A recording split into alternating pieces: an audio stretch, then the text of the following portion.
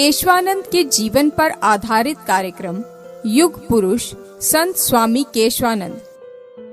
सुनो सुनो ऐ दुनिया वालों, केशव की तुम अमर कहानी। पूछा उसने वहां किसी से, है क्या संस्कृत शाला कोई, अथवा पंडित उस भाषा का वहां पढ़ाने वाला कोई। जहां एक डेरे में रहते साधु उदासी कुशल दास हैं,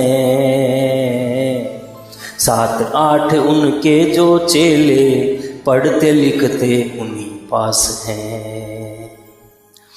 यह बतला कर एक युवक ने बीरम को दिखलाया डेरा। चला सोचता बीरम शायद यहाँ काम बन जाए मेरा। जाकर किया प्रणाम साधु को, अति विनम्र हो शीश झुकाया। देकर आशीर्वाद संत ने शिष्यों के संग में बैठाया। सुनो सुनो ऐ दुनिया वालों, केशव की ये अमर कहानी। वहीं उन्हीं के पास बैठकर बीरम ने भी पाया भोजन, तथा बताया उनको अपना संस्कृत पढ़ने का प्रयोजन। शिष्यों ने तब पूछा उससे, है वह कौन कहाँ से आया। मैं हूँ जाट देश बागड़ का, बीरम ने उनको बतलाया। सुनो सुनो ऐ दुनिया वालों, केशव की तुम अमर कहानी।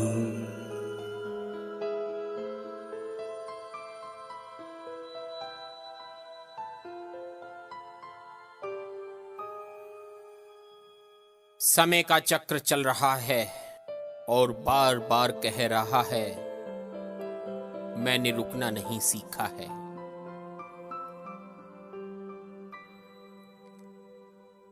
बिरमा भी वक्त को अपने साथ ले चुका है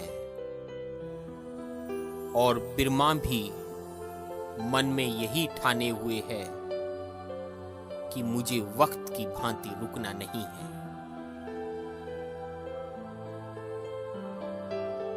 फाजिल्का की गलियां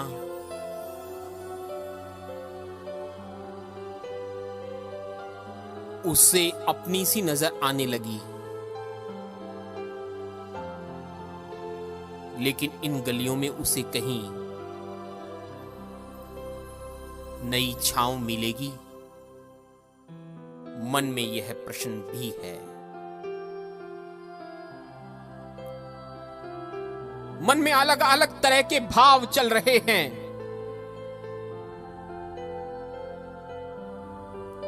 मन में एक आवाज आती है, दुख तो अपना साथी है रे।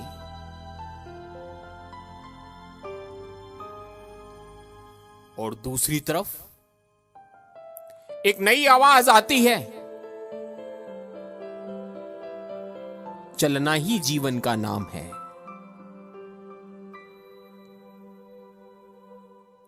और अंदर से मन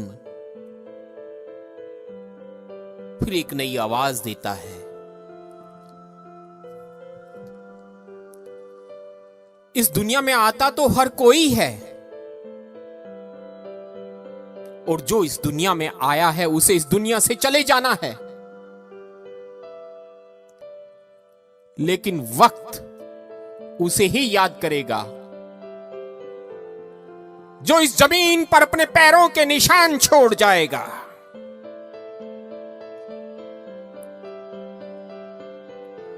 जिसकी यादें दुनिया के मनों में बस जाएंगी और उसके लिए एक ही रास्ता है, वह है समाज के लिए अपने जीवन को न्यौछावर कर देना।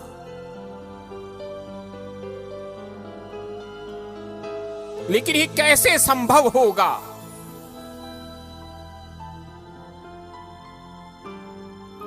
अंदर से फिर एक आवाज आती है, बिरमा, वक्त हर समय परीक्षा लेता है। तेरी जन्म से लेकर आज तक परीक्षाएं ही ली हैं और तू हर परीक्षा को बढ़िया तरीके से पास किया है। बिरमा, जीवन में दुख और संकट आएंगे, लेकिन तुझे तो बढ़ना है। अरे, यह जरूर ज्ञानी पुरुष हैं, मुझे राह दिखाने में मदद कर सकते हैं।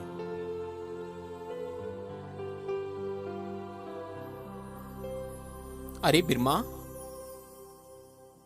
संकोच कैसा?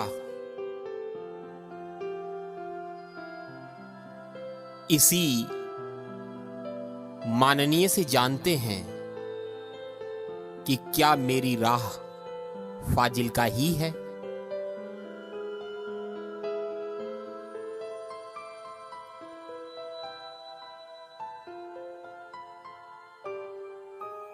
सम्मान की भाषा नहीं होती, चाहे नमस्कार कहो, चाहे नमस्ते कहो, चाहे आदाब कहो और चाहे सत श्री अकाल कहो।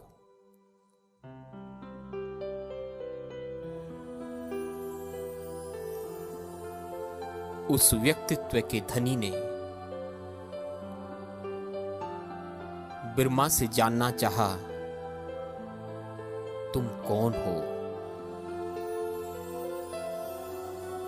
बिरमा ने मन ही मन सोचा, इसी प्रश्न का उत्तर तो वह स्वयं खोज रहा है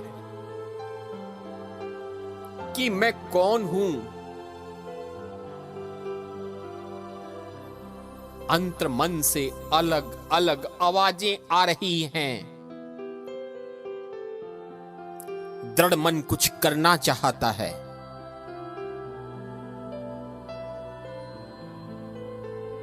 सम्माननीय पुरुष ने कहा, खुलकर बोलो, मैं तो श्री गुरु ग्रंथ साहब का पाठी हूं। मैं तो ईश्वर की आराधना में लगा हुआ हूं। शायद उसी ईश्वर ने हमें मिलाया है। बिरमा का संकोच भी निकल गया। बिरमा ने आत्मीयता से अपने बारे में बताते हुए कहा कि वह तो ज्ञान का प्यासा है। वह संस्कृत पढ़ना चाहता है।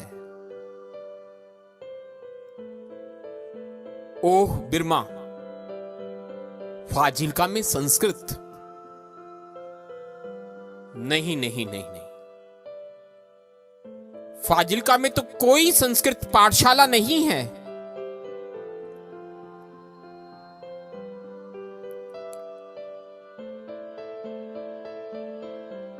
शिक्षा तो शिक्षा होती है। तुम्हारी अभिलाषा अवश्य पूरी होगी। अचानक याद आया, रुको बिरमा, फाजिल्का में एक संत हैं, कुशल दास जी, जिनके बहुत से शिष्य भी हैं।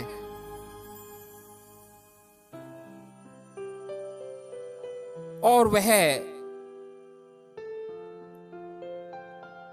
उदासीन संप्रदाय की भावना के अनुरूप शिक्षा के प्रचार और प्रसार तथा चिकित्सा सेवा का काम भी करते हैं।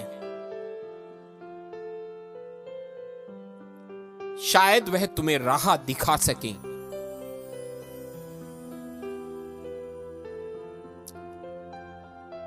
बिरमा के चेहरे पर चमक आ गई।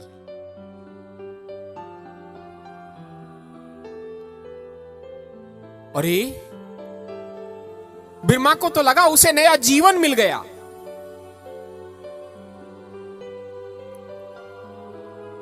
बहुत प्यासी आंखों से पूछा, क्या आप उनसे मुझे मिलवा सकते हो?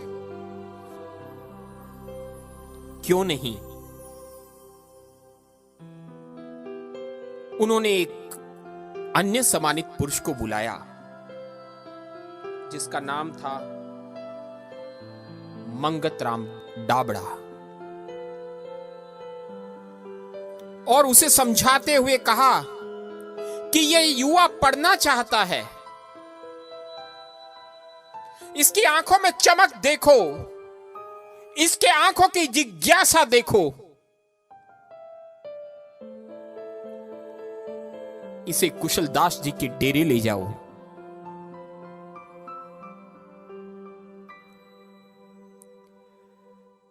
राही भी मिल गया, राहा भी मिल गई और राही को साथी भी मिल गया। मंगतराम डाबड़ा का सहारा महाराज कुशलदास जी के डेरे पर ले आया।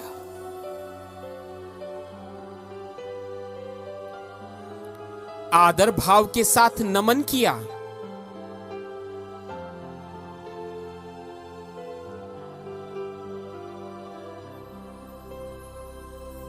महात्मा कुशलदास जी ने बैठने का इशारा किया।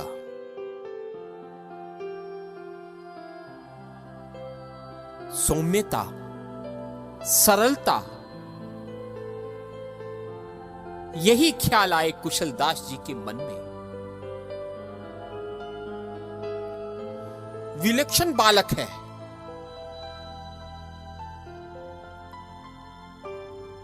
संस्कारित भी लगता है।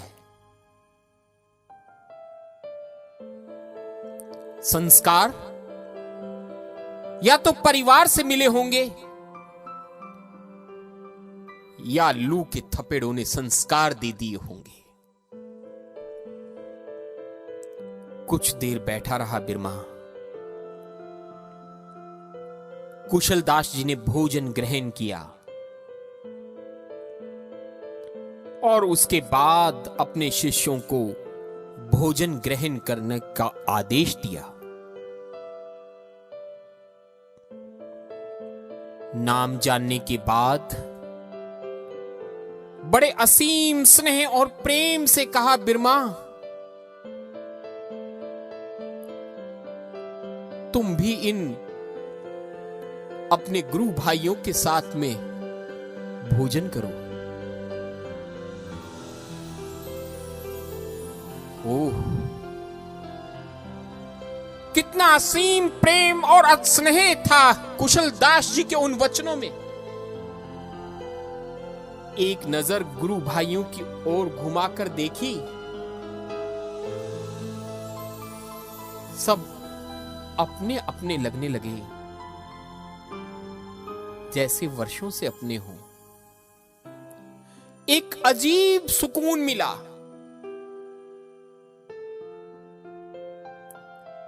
उस सुकून में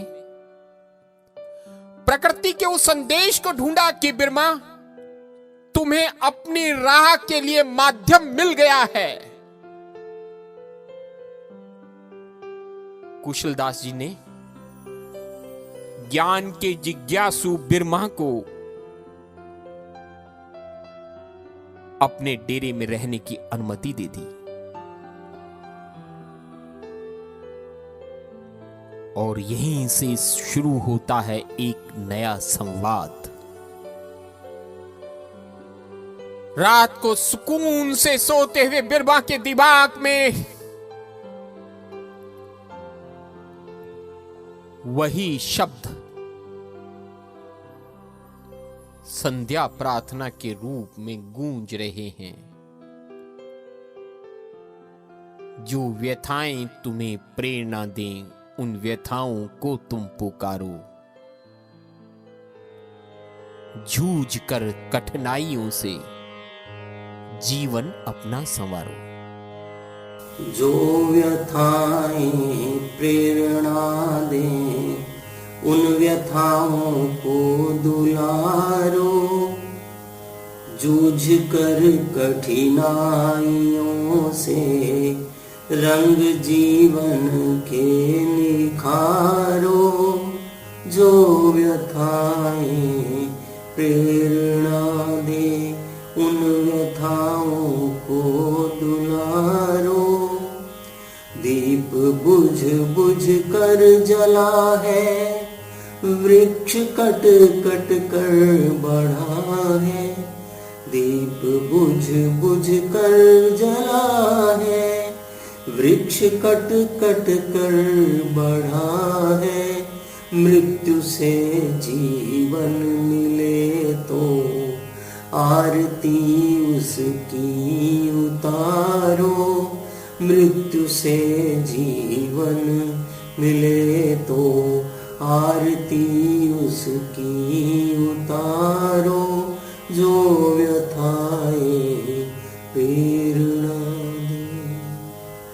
साहसी को बल दिया है, मृत्यु ने मारा नहीं है।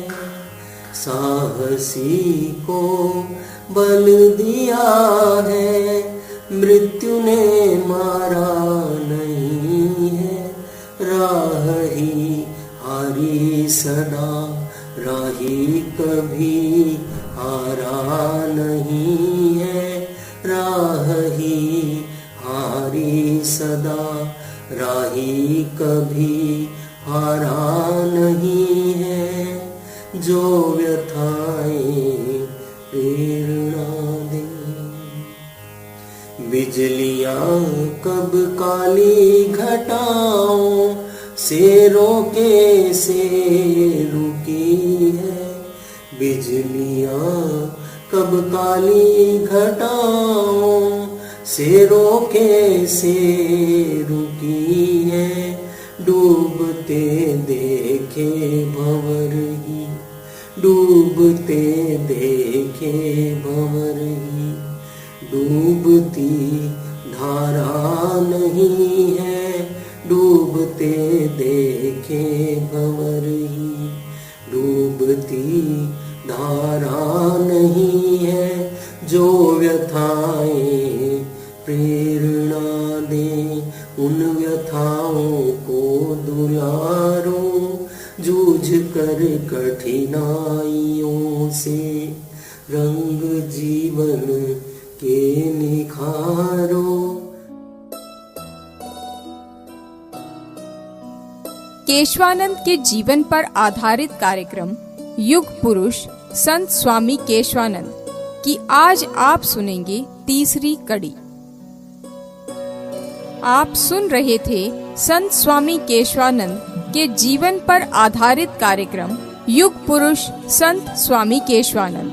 कार्यक्रम निर्माण चेतना रेडियो, निर्देशन लेखन व सूत्रधार संजय आर्य, साथ सज्जा अनूप सैनी व ज्योतिर्मय आर्य, गायन भूपेंद्र सुथार। पाठ्य पुस्तक संकलन आभार शेर सिंह जी तूर, डालचंद जी सहारन व डॉक्टर ब्रिज नारायण कौशिक।